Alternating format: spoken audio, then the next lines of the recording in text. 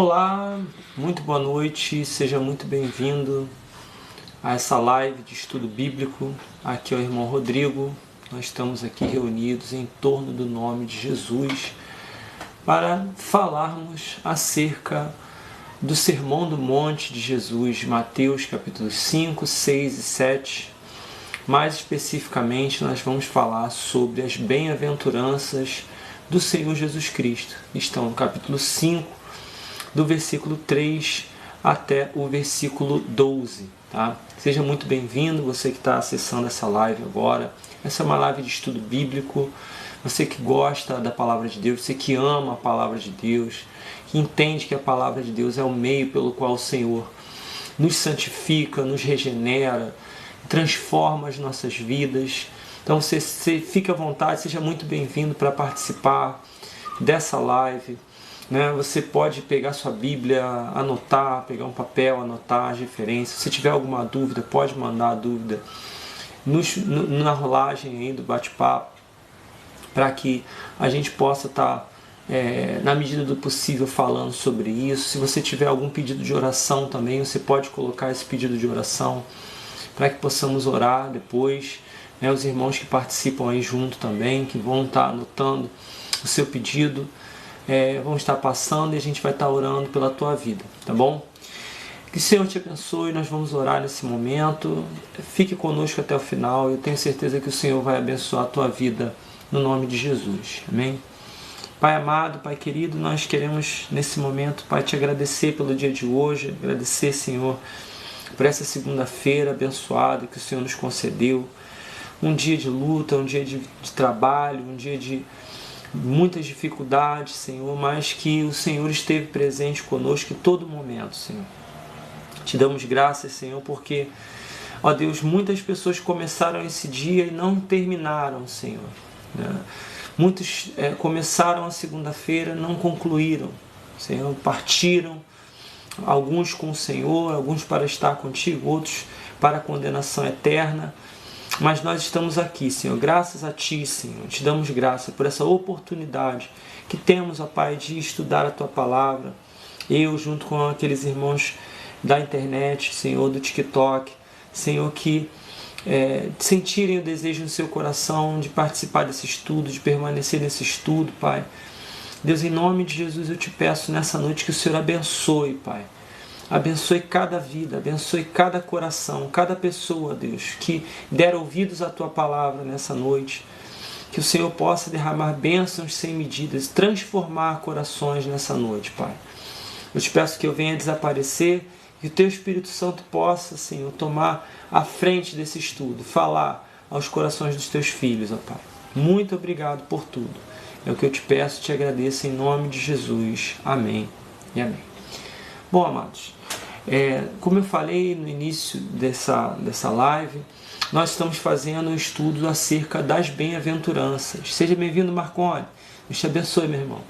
Estamos fazendo o estudo das bem-aventuranças e já começamos há alguns dias a falar sobre elas, né?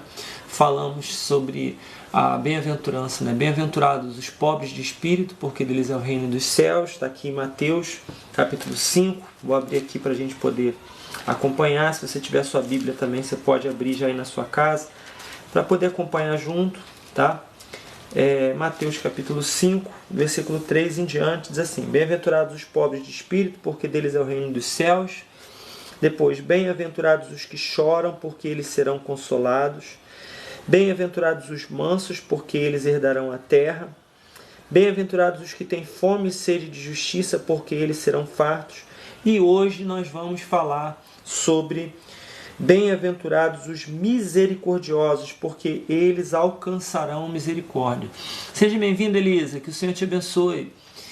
Bom, hoje nós vamos falar sobre essa bem-aventurança da misericórdia. Bem-aventurados os misericordiosos. É importante a gente lembrar que de todas essas bem-aventuranças que nós lemos até agora, elas vinham falando sobre um processo, sobre um agir de Deus que significa um esvaziamento do ser humano. Repare comigo. Primeiro, bem-aventurados os pobres de espírito, tá? ou seja, humildes de espírito, pobres de espírito, significa que você abre mão, você reconhece, abre mão da sua identidade, né? Da sua prepotência, da sua arrogância, de achar que é alguma coisa, e você se humilha diante do Senhor, reconhece quem Ele é, reconhece a sua glória, o seu poder, reconhece a sua grandeza, tá? E reconhece que não é nada diante dele, ou seja, você se esvazia de si mesmo.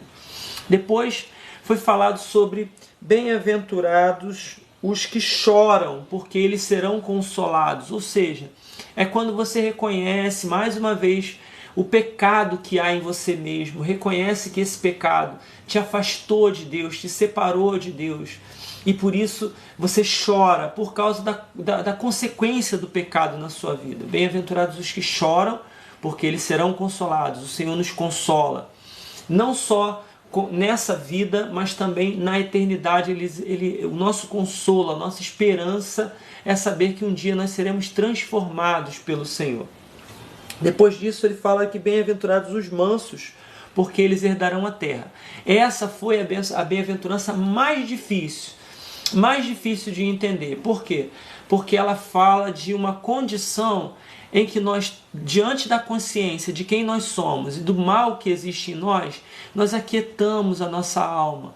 E não somos mais aquela pessoa reativa, aquela pessoa que briga em defesa dos seus direitos. Por quê? Porque entendemos que não temos direitos, né, por nós mesmos. Tudo que nós temos vem do Senhor. Tudo é graças ao Senhor. Então nós não nos vingamos, não lutamos pelos nossos direitos, porque os nossos direitos estão nas mãos do Senhor. É Ele quem tem o direito. Nós não temos nada. Então nós aquietamos a nossa alma.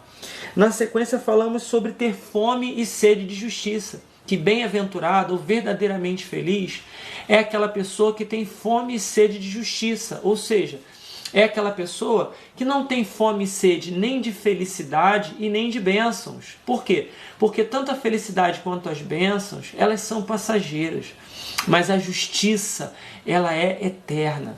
Então, fome e sede de justiça é fome e sede do próprio Deus. É fome e sede de sermos transformados à imagem do nosso Senhor Jesus Cristo.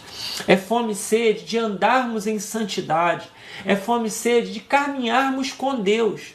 Ou seja, por que isso? Porque é o desejo da nossa alma caminhar com o Senhor. Nessa pessoa que agora é transformada pelo Senhor e sente um desejo, por causa da presença do Espírito Santo de Deus, um desejo incontrolável de estar na presença do Pai.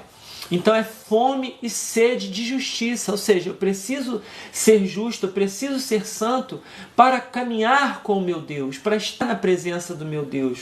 Então eu tenho fome e sede de justiça, e ele diz que nós seremos fartos. Bem-aventurado, ou seja, verdadeiramente feliz, é aquela pessoa que tem fome e sede de estar na presença de Deus, de fome e sede de justiça. Então essas primeiras bem-aventuranças, elas mostram o quê? Um esvaziamento do homem, né? É como se você estivesse descendo uma montanha, você desce da montanha do ego, você desce da montanha do eu, do valor próprio, né?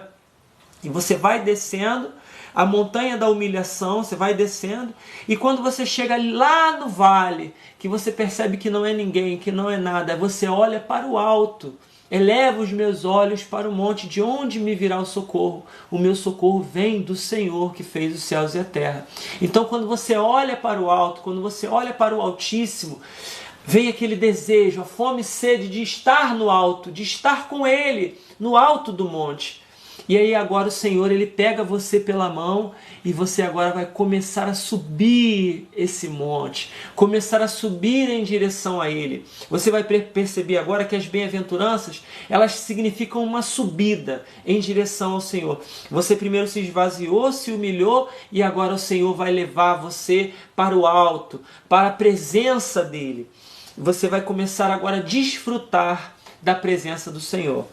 Bem-aventurados os misericordiosos, porque eles alcançarão misericórdia. Essa bem-aventurança, e é importante lembrar, para você que está assistindo a gente pela primeira vez hoje, que nós estamos fazendo esse estudo baseados no livro chamado Estudos no Sermão do Monte, de David Martyn Lloyd-Jones, um irmão do século passado, lá da Inglaterra, que foi poderosamente usado pelo Senhor para abençoar vidas ao redor do mundo. Então, esse livro é fantástico. Se você tiver a oportunidade de comprar, de adquirir e ler, ele vai realmente abençoar a sua vida. Por quê? Porque não são só as bem-aventuranças, ele trata de todo o Sermão do Monte, os capítulos 5, 6 e 7 de Mateus. Então é algo profundo que vai realmente mexer com a sua estrutura, né? Se você tem o desejo de criar, de desenvolver uma fé robusta com Deus, é importante que você leia esse livro, tá bom? Então nós estamos fazendo esse estudo baseado nesse livro, Estudos no Sermão do Monte, de David Martyn Lloyd-Jones, tá bom? Então ele vai dizer o seguinte, que essa bem-aventurança, ela representa um novo estágio, como eu falei, na descrição do crente, né? As anteriores falavam da necessidade do nascido de novo, enquanto que essa fala da consequência que ele tem em função dessa necessidade. Antes nós tínhamos a necessidade de quê? De sermos humildes de espírito, de chorarmos pelo nosso pecado, de sermos mansos, de termos fome e sede de justiça. Mas agora nós vamos falar da consequência que todas essas necessidades trazem para a nossa vida. Amém? Então, as bem-aventuranças, elas nos testam primeiro, tá? Elas nos mostram quem realmente nós somos. Por que eu falo isso? Nós já aprendemos que essas bem-aventuranças aqui, elas não são algo que você pode escolher viver ou não. O crente nascido de novo, ele tem que viver essas bem-aventuranças. Ou ele vive, ou ele não nasceu de novo. Tá? É bem claro isso. Ou você vive as bem-aventuranças de Mateus 5, ou você não nasceu de novo. Tá? Segundo ponto, essas bem-aventuranças, elas não são independentes umas das outras, ou seja, eu posso ser pobre de espírito, mas não chorar. Eu posso chorar, mas não ser manso. Não significa isso. Você tem que viver todas elas, porque uma depende da outra, como nós vimos até aqui. Tá? Não tem como eu chorar se eu não for pobre de espírito. Não tem como eu ser manso se eu não chorar e não for pobre de espírito.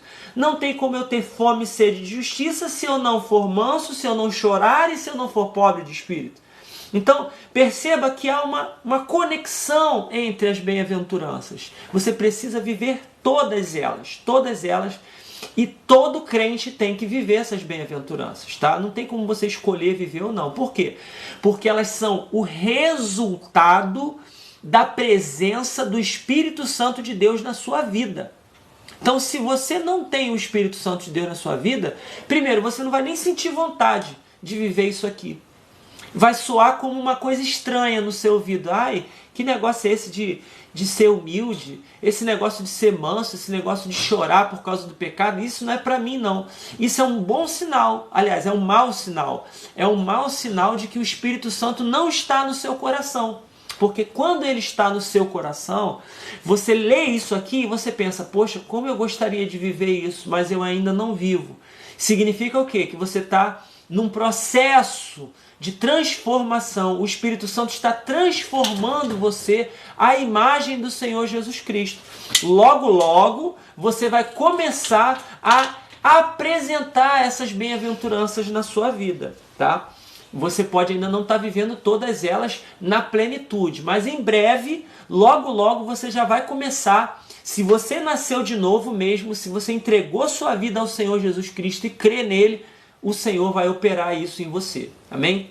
Então vamos lá.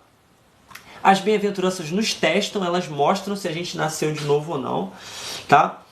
E elas nos fazem lembrar algumas verdades, tá? Do que é ser um verdadeiro cristão, tá? Uma coisa muito importante, amados. O Evangelho, ele põe toda a ênfase na questão do ser, antes de fazer. A importância do Evangelho, ela está naquilo que você é e não naquilo que você faz. Ué, como assim, Rodrigo? A importância está naquilo que eu sou e não naquilo que eu faço. Por quê? Porque não se trata de religião, gente. Tem muita gente que pensa que o cristianismo, que o evangelho é religião. Como assim? Que eu pego uma lista de versículos aqui e começo a colocar em prática. Como qualquer um. Chegou numa loja de Bíblia lá, me dá uma Bíblia aí, por favor. Aí a pessoa pega e abre lá a Bíblia lá em Mateus 5. Que bem-aventurados os pobres de espírito. Então eu vou tentar fazer isso. Não, meu irmão, não funciona desse jeito. Não funciona. Não é pela roupa que você veste, não é pelo templo que você frequenta, não é pela quantidade de dízimo que você entrega, nem a quantidade de oferta que você entrega, tá? Não é pelo perfume que você usa ou pelo linguajar que você fala. Deus, ele está interessado naquilo que você é por dentro, no seu coração. Porque aquilo que você é por dentro é que se transparece nas suas atitudes. Porque tem muita gente dentro do templo entregando dízimo alto, com um carro bonito, vestido com roupa de crente, falando linguajar de crente, mas que nunca nasceu de novo, que odeia o seu irmão, que não é misericordioso, que nunca se arrependeu dos seus pecados, que não se lamenta por ser pecador, continua pecando, e não está nem aí para nada. Ou seja, é importante o que a pessoa está fazendo, o dízimo que está entregando, o carro que está andando. Não tem importância nenhuma, meu irmão. Porque o que importa é o que você é. O evangelho trata-se daquilo que você é. Isso aí, Débora, a boca fala que o coração está cheio. Ou seja, tem muita gente que até consegue camuflar, né? Consegue camuflar e tal, não sei o quê. Mas na hora H, meu irmão, na hora que é para mostrar o que você é por dentro, sai um monte de podridão. Essa é a grande verdade. Agora vamos lá. O evangelho dá muito mais importância às nossas atitudes do que às nossas ações. Ué, atitudes e ações não é a mesma coisa? Parece sinônimo e às vezes é até usado como sinônimo. Mas não é. Porque ação é o ato. Atitude é aquilo que move o ato. Então, presta bastante atenção. A atitude leva você a agir. E o Senhor, ele está preocupado com o que está dentro do seu coração. A sua atitude, aquilo que move você, tá? O crente é alguma coisa antes de poder fazer alguma coisa, tá? Então nós precisamos ser crentes antes de podermos agir como crentes, tá? Ser crente não é só, Senhor, eu creio em Ti. Não, essa fé, meu irmão, minha irmã, ela tem que ser verdadeira, genuína, verdadeira. A fé verdadeira, vai dizer lá Tiago, que a fé, se ela é verdadeira, ela se transforma em atitude. E atitude de quê? Atitude de amor. Atitude de amor. Se a sua fé não se transforma em atitude de amor pelo seu semelhante, então ela é furada. Se você diz que tem fé, mas não ama o seu irmão, se você diz que tem fé e consegue passar por cima dele, sem olhar as necessidades dele, sem socorrer o seu irmão, a sua fé é mentirosa, é falsa. É falsa, tá? Não somos nós que devemos controlar o nosso cristianismo. Tem pessoas que controlam o seu próprio cristianismo. Como assim, Rodrigo? Controlam o seu próprio cristianismo. Por quê? Eles vão ouvindo as mensagens, eles vão ouvindo as palavras, eles vão entendendo quais são os macetes do cristianismo, né? E elas vão se controlando ali, controlando o cristianismo para não dar bandeira, né? É aquele Tem aquele ditado que fala do crente Raimundo, né? Um pé na igreja e um pé no mundo. É aquela pessoa que na frente de todo mundo, ela é crente, né? Na igreja ela é crente, na frente do pastor ela é crente, na frente dos irmãozinhos, né, das irmãzinhas do círculo de oração ela é crente. Mas dentro de casa ela é o Satanás com a família, né? Dentro de casa, com o marido, com a esposa, com os filhos, é o capeta, com a mãe, é o Satanás. Ou seja, é a pessoa que controla o cristianismo dela, né, para servir de aparência para todo mundo. Não é você que tem que controlar o seu cristianismo.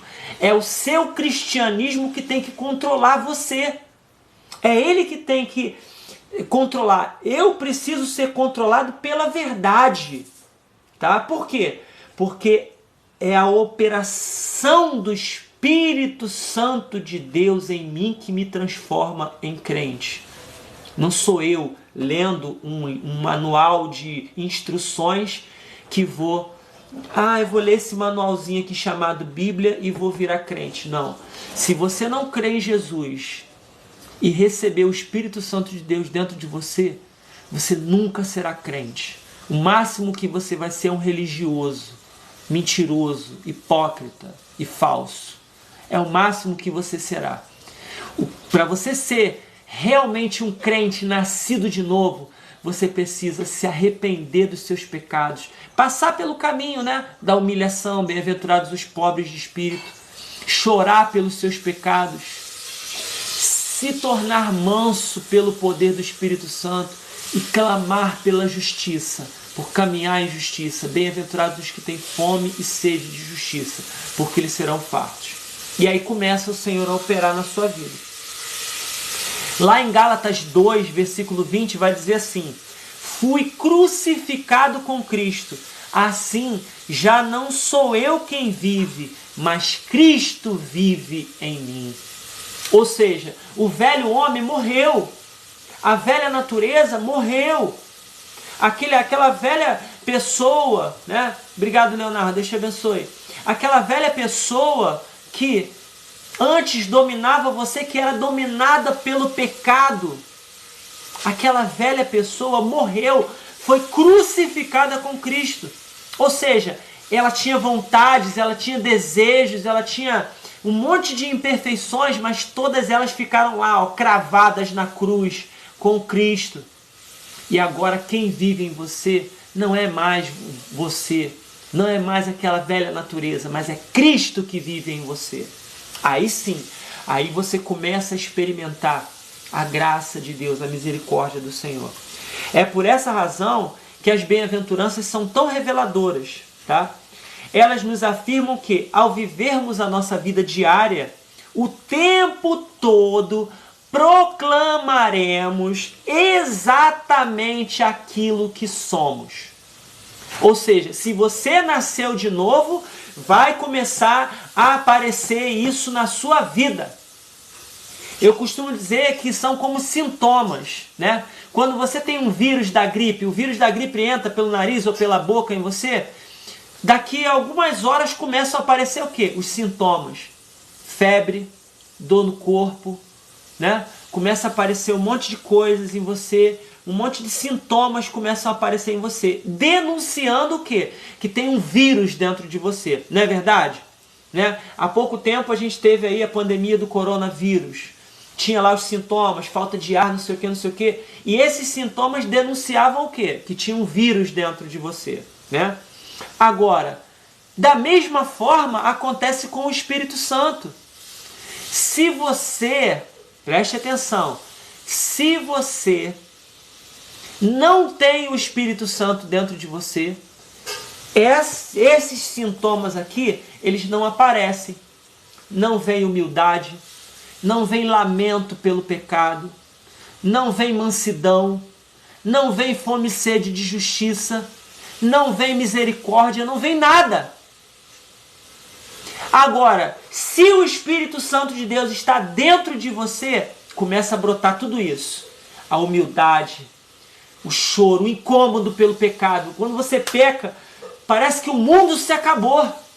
Parece que o mundo se acaba. Quando você dá um vacilo e você peca, algo te incomoda. de uma maneira tão terrível e você começa a se lamentar, meu Deus, eu caí de novo, eu pequei de novo.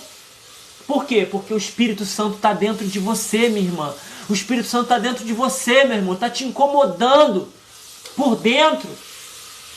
Ele e o pecado não combinam, sabe? O Espírito de Deus que está dentro de você não combina mais com o pecado, então você se sente mal, você se sente incomodado. Aquilo incomoda e você começa a clamar, Senhor, eu preciso ser santo como Tu és santo, Senhor.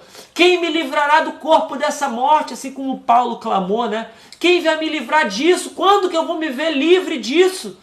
Desse pecado que me faz cair, que me impede de viver uma vida santa. E aí você começa a clamar e o Senhor vem, te consola, te abraça. Mas por quê? Porque o Espírito Santo está dentro de você. Amém? O Espírito Santo está dentro do seu coração. Mas se não tem esse lamento, se não tem esse choro, se não tem essa tristeza, meu irmão, sinto muito dizer para você, mas você precisa... Aliás, sinto muito não, porque é a oportunidade que Deus está te dando. Você precisa nascer de novo, hoje, com urgência. Tá? Bom, agora a pergunta é... Já que a bem-aventurança fala sobre ser misericordioso, a pergunta é: nós somos misericordiosos? Você tem sido misericordioso, misericordiosa? Essa é a pergunta para você. Já que verdadeiramente felizes são os misericordiosos, porque eles alcançarão misericórdia, pergunte para você mesmo: eu tenho sido misericordioso? Eu tenho sido misericordiosa? Vamos entender o que não é ser misericordioso, tá? Primeiro, que não é uma característica natural do ser humano. Ou seja, ninguém nasce misericordioso, tá? Não adianta achar que, fulano é tão bonzinho, é porque ele é misericordioso. Já de natureza, ele nasceu assim. Não. Por quê? Porque seria injusto Deus abençoar uma pessoa que nasceu com uma característica, enquanto outras que não nasceram ser punidas. Então, já esquece. Até porque o homem natural, ele não suporta a ideia da misericórdia. Ele não suporta. Ele odeia a ideia da misericórdia. Tá? E também não é ser complacente. Tá? O que é ser complacente? É aquela pessoa que não presta atenção nas coisas. Sabe? Aquela pessoa que não liga para nada. A pessoa está fazendo um monte de coisa errada e a outra, deixa isso para lá. Isso é ser complacente. Complacente com o erro. Amém, Marconi? Deus te abençoe. É ser complacente com o erro. E não é ser misericordioso, não é ser complacente. Tá? Não é ser complacente. Ou seja, é aquela pessoa que está fingindo, né, que não está vendo as coisas. Como um moleirão. Né? Aquela pessoa que está desligado de tudo. Né? Que todo mundo consegue dobrar aquela pessoa facilmente. Não. O que é ser misericordioso, então? Tá? Primeiro que esse é um atributo especial. Por quê? Porque ele é um atributo específico do próprio Deus. Tá? A misericórdia é um dos atributos do próprio Deus. Então, se é um atributo de Deus, tá? Presta atenção. Ele é semelhante ao quê? À retidão de Deus. A sua santidade. A sua justiça. Retidão, santidade, justiça, misericórdia. São atributos de Deus, tá? Se nós considerarmos que o misericordioso é aquela pessoa complacente que não liga para nada, nós estaríamos fazendo o quê? Lançando a pessoa de Deus ao ridículo. Misericordioso é aquela pessoa que não liga para nada, é o complacente. Então, em outras palavras, nós íamos estar dizendo o quê? Que Deus é bobão, Deus não liga para nada, Ele é complacente, Ele não se importa se a gente pecar. Não é nada disso. Entenda, meu irmão. Entenda, minha irmã, que não é isso que está querendo dizer, tá? Misericórdia tem a ver com a graça, sim, mas graça e misericórdia não são a mesma coisa, não é a mesma palavra. Graça está associado ao homem e ao pecado. A misericórdia está associada ao homem e à sua miséria. Há uma diferença aí. A graça está associada ao homem e ao pecado que ele comete. A misericórdia está associada à miséria do homem. Tá? A miséria. Que são o quê? O que é a miséria humana? É as consequências do pecado. As consequências do pecado levam o homem a um estado de miséria. Tá? E é esse estado de miséria, sobre esse estado de miséria, que Deus manifesta a sua misericórdia. Ok? Beleza. A misericórdia aponta para um senso de compaixão, tá? De Deus, junto com o desejo de aliviar o sofrimento. Compaixão de Deus. Fala, Dedé, que Deus te abençoe. O desejo de Deus de quê? Um senso de compaixão junto com o desejo de aliviar o sofrimento do homem por causa do pecado, tá? Então, há muitas formas de nós percebermos se nós somos misericordiosos ou não, tá? Primeiro, possuir um espírito misericordioso se define, dentre outras formas, pela sua atitude quando você subitamente se vê numa posição de domínio sobre alguém que agia contra a sua pessoa. Olha a situação. De repente, você se vê numa situação, sabe aquela pessoa que falava mal de você? Sabe aquela pessoa que agia, armava situações, armava ciladas para você, no seu trabalho, na sua família, na sua casa, aquela pessoa que virava as costas, estava falando mal de você, estava aprontando com você. E aí, de repente, você se vê numa situação em que aquela pessoa precisa da sua ajuda. E aí? É nessa hora que você vai ser provado para ver se você é misericordioso ou não. O que você faz? Você fala bem feito? Você fala que se dane? Você fala aqui se faz, aqui se paga? Você fala que plantou, agora vai ter que colher? Ou você estende a mão para essa pessoa? E aí? É nessa hora que nós somos provados para ver se nós somos misericordiosos ou não. Qual é o sentimento que permeia sua mente? Vingança ou gentileza para com o seu adversário agora aflito? E aí? Jesus vai usar uma ilustração poderosíssima quando ele vai falar sobre o bom samaritano, né? Os samaritanos, eles eram odiados pelos judeus, né? Mas interessante que um judeu ele é assaltado, quase morto, e os religiosos eles passam, né, pelo judeu, né, e não fazem nada. Quem é que vai socorrer ele? O samaritano, aquele que foi hostilizado, aquele que foi perseguido, aquele que foi zombado. O samaritano é que vai socorrer o judeu lá que está caído. Agiu de que forma? Agiu com misericórdia por aquela pessoa, que antes era sua inimiga, mas que agora precisava da sua ajuda, precisava do seu cuidado. E aí? E aí? E aí ele vai dizer o quê? Que o samaritano foi lá e agiu com misericórdia, né?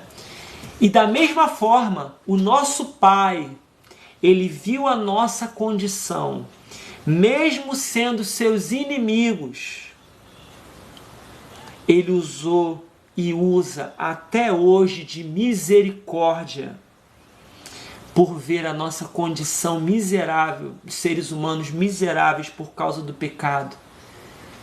E ele veio, morreu na cruz, enviou seu Filho para morrer na cruz em nosso lugar, para pagar pelos nossos pecados e até hoje oferece salvação e vida eterna para essa humanidade miserável por causa do pecado. E aí? Temos sido misericordiosos, irmãos? Temos verdadeiramente sido misericordiosos? Lucas 1, 78 e 79 diz assim: graças à eterna misericórdia do nosso Deus, a luz da manhã vinda do céu está prestes a raiar sobre nós, para iluminar aqueles que estão na escuridão e na sombra da morte e nos guiar ao caminho da paz. Graças à misericórdia de Deus. A graça de Deus se manifestou no tocante ao pecado, particularizando-se em misericórdia, quando olha para as miseráveis consequências desse mal em nossas vidas. Essa definição nos dá a compreensão do que é ser misericordioso. É você olhar para aquela pessoa que está fazendo tudo de errado, que fez tudo de errado com a vida dela. E às vezes até contra você. Mas você sabe que tudo que ela fez de errado contra você é fruto do quê? É fruto do pecado que está dentro dela. E essa atitude é uma atitude miserável, de miséria. Essa pessoa está em miséria por causa do pecado. E você percebe, caramba, fulano está em miséria por causa do pecado. Por isso que ele está agindo contra mim. Ele está precisando de ajuda, eu vou estender a mão para ele por causa da situação que ele entrou. Temos agido com misericórdia para com o nosso próximo, mesmo aqueles que nos aborrecem. Temos compreendido que as suas atitudes, inclusive aquelas que são contrárias a nós, são na realidade a consequência do pecado na vida do ser humano? Ou temos apenas julgado? E aí? Nos julgando alguma coisa?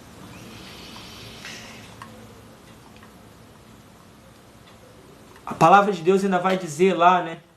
Mateus capítulo 6, versículo 12, perdoa as nossas dívidas, assim como nós temos perdoado os nossos devedores, né? Em Lucas, ainda em Mateus, no capítulo 18, versículo 21 a 35, depois você pode ler em casa, vai falar também acerca dos dois servos, né? Um que foi perdoado e que não perdoou o seu conservo, que devia tanto também. Isso significa que nós só somos perdoados quando nós perdoamos? Não, calma. Senão a gente ia estar anulando a graça de Deus, né? O perdão pela graça, né? Pela fé em Jesus e pelo sacrifício de Jesus. Mas significa, meu irmão, minha irmã, que você só é perdoado quando você entende que o seu pecado estava te levando para o inferno e você precisava da graça do perdão. Olha aí, mais uma vez a conexão. Você foi pobre de espírito, você se humilhou, você chorou pelo pecado, você se tornou manso e você tem fome e sede de justiça. Isso significa o quê? Que você entende o pecado na vida do outro e por isso você perdoa. Ou seja, você só recebeu o perdão se você realmente se arrependeu dos seus pecados. Se você não se arrependeu dos seus pecados, você vai ter nem um nem dois, mas 5 dedos, 10 dedos para apontar os erros do seu próximo, do seu inimigo. Por quê? Porque você não sabe o que é se arrepender de pecado. Você nunca se arrependeu dos seus pecados, então você aponta os pecados dos outros. Mas se você se arrependeu dos seus pecados mesmo, de verdade, você sabe o que é perdoar. Porque um dia você foi perdoado pelo Senhor. Bom, o novo nascimento, ele vai gerar uma nova criatura. Você agora é uma nova criatura. O perfil dessa nova criatura está nas bem-aventuranças, como nós vimos aqui. E será que essa nova criatura terá a mesma visão de antes acerca do seu próximo e da realidade do pecado no ser humano? Será que não? É lógico que não.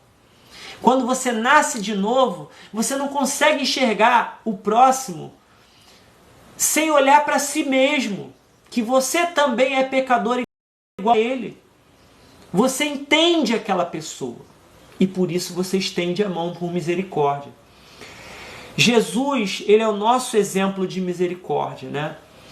O que ele disse quando ele estava ali cravado na cruz? Hein? Quando ele estava cravado na cruz ali, prestes a entregar a sua alma, o que ele fala?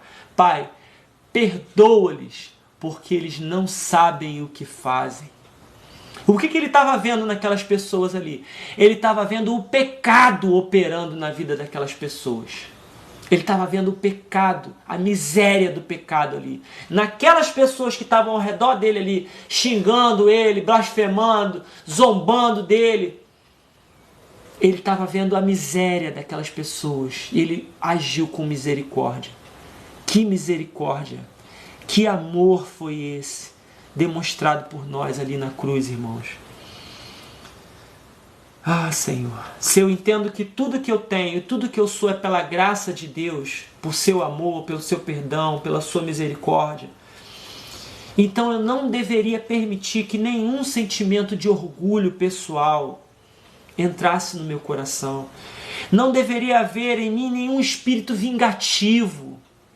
E sem dúvida, eu não deveria ficar insistindo sobre os meus direitos para poder apontar para o outro, para poder julgar o outro. Pelo contrário, quando eu contemplar as manifestações do pecado na vida da outra pessoa, eu deveria sentir esse profundo pesar por causa delas. A misericórdia vem desse pesar, dessa tristeza. Quando você olha para a pessoa e você vê a miséria que aquela pessoa está por causa do pecado, aquilo dá uma tristeza dentro de você e você estende a mão para ajudar aquela pessoa. E como que nós alcançamos a misericórdia? Se quando você pecar, tomar consciência desse fato e se arrepender, você se dirige imediatamente a Deus para rogar o perdão de joelhos, né? Mas então você lembra que ainda não perdoou alguém? Então, com certeza, você não vai ter confiança, né, na eficácia da sua oração. Por quê? Porque você não perdoou aquela pessoa. E aí você vai voltar atrás e falar assim, não, Senhor, eu preciso antes de tudo, antes de clamar pelo perdão, eu preciso ir lá e perdoar aquela pessoa que me feriu. Não haverá confiança em sua oração e ela não será ouvida. Isso que nos ensinou o Senhor na parábola dos 2 servos. Se aquele servo cruel e injusto não perdoou o seu conservo, ele mesmo nunca compreendeu o perdão. Nós precisamos entender qual é o tamanho do perdão que Deus manifestou sobre nós, meus irmãos. Para só então a gente ser capaz de manifestar misericórdia por alguém. Se você não manifesta, é porque talvez você não entendeu o tamanho da misericórdia que Deus teve por você para te oferecer salvação. Nós não podemos ser perdoados se não possuirmos um espírito perdoador, meu irmão. Se perdoamos ou não, nós proclamamos se recebemos ou não o perdão do alto. Se você perdoa e age com misericórdia, é um sinal de que você foi perdoado, que você se arrependeu e entendeu que precisava de perdão. Mas se você é alguém que não perdoa o seu próximo, você precisa nascer de novo. Graças a Deus, pela graça dele, pelo Espírito Santo de Deus operando no nosso coração. Porque se nós somos misericordiosos com os nossos irmãos, nós alcançamos a misericórdia do Senhor também. Amém? Vamos orar nesse momento. Vamos agradecer ao Senhor por essa palavra. Que nós possamos ser misericordiosos. Porque a força, obrigado, ser misericordioso como quem controla o seu próprio cristianismo? Não. Se você é uma pessoa que não tem misericórdia de ninguém, que não perdoa ninguém, volta lá na cruz. Volta lá. Reconhece quem você é, que você não é nada, que você é pecador, que o pecado vai levar você para o inferno. Clama pelo perdão de Deus, pela graça, pela misericórdia do Senhor. E aí você nasce de novo. Começa a buscar a justiça de Deus. E aí sim, o perdão vai começar a se manifestar em você. Amém? Pai, te damos graças por essa palavra, por essa bem-aventurança maravilhosa nessa noite que o Senhor nos concede. E pela Tua infinita misericórdia por nós, Pai. Porque o Senhor olhou para nós e nos viu miseráveis, pobres, cegos e nus, Senhor. E nos salvou e nos ofereceu salvação por meio do sangue do Teu Filho. Nós te damos graças por essa tão maravilhosa salvação e por essa misericórdia, Pai. Por esse perdão que o Senhor nos ofereceu. E eu não consigo, Pai. Eu não posso olhar para quem está ao meu redor e não oferecer perdão também, Senhor. E não ser misericordioso também, Pai, por essa pessoa que está ao meu redor. Porque, Senhor, se eu não perdoar aquele que está ao meu redor, aquele que me ferir, aquele que me magoar, por causa do pecado que há nele, é porque eu não entendi o que o pecado fazia na minha vida também, o que o pecado pode fazer na minha vida também. Mas se eu entendi isso, eu perdoo e eu estendo a mão com misericórdia. E que nessa noite, Pai, os Teus filhos possam entender isso e possam, Pai, começar a exercer misericórdia, porque sim, aí sim alcançarão a misericórdia do Senhor. Nós oramos assim, eu oro por cada pessoa, por cada pedido que foi colocado aqui na live, que o Senhor abençoe a todos, Pai, e que o Senhor manifeste o Teu poder na vida de cada um. Nos dá um fim de noite abençoado, um dia de amanhã, uma terça-feira abençoada, uma noite de sono tranquila, e que todos sejam, ó Pai, abraçados pelo Senhor nessa noite. Nós oramos assim, em nome de Jesus. Amém e amém. Glórias a Deus. Glórias a Deus. Tem um baú aqui. Abre o baú. Cadê o baú? Tem um baúzinho ali. Amém. Eita glória. Tem um... Eita benção. Amém. Amém, Elisa. Deus te abençoe, minha irmã. Amados, foi maravilhoso estar com vocês aqui hoje. Amanhã, se o Senhor permitir, nós estaremos de novo a partir das 21h30, juntos, estudando mais a palavra do Senhor. Nós vamos avançar um pouquinho mais nas bem-aventuranças amanhã. E se você gostou dessa palavra, você quiser ouvir depois com calma, entre em contato comigo, que eu envio o link do vídeo para você poder assistir depois com calma. Se você quiser o esboço do estudo, eu envio também para você, tá bom? É só você entrar em contato comigo que eu passo todo o material para vocês, tá bom? Deus abençoe. Já quero avisar vocês que a live de quarta-feira agora, hoje estamos segunda, amanhã terça normal, vai ter a live normal, mas quarta-feira nós não teremos o estudo da live, tá? Eu vou estar num lugar que eu não consigo ter acesso para poder estar fazendo o estudo para vocês, eu não vou conseguir chegar a tempo aqui para poder fazer a live, então na quarta-feira nós não teremos a live. Mas na quinta e na sexta-feira vamos ter a live normalmente do estudo, tá bom?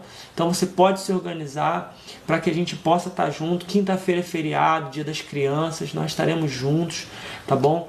E estaremos estudando a palavra na quinta e na sexta-feira, avançando mais aí juntos. Só na quarta-feira que nós não teremos a live, tá bom?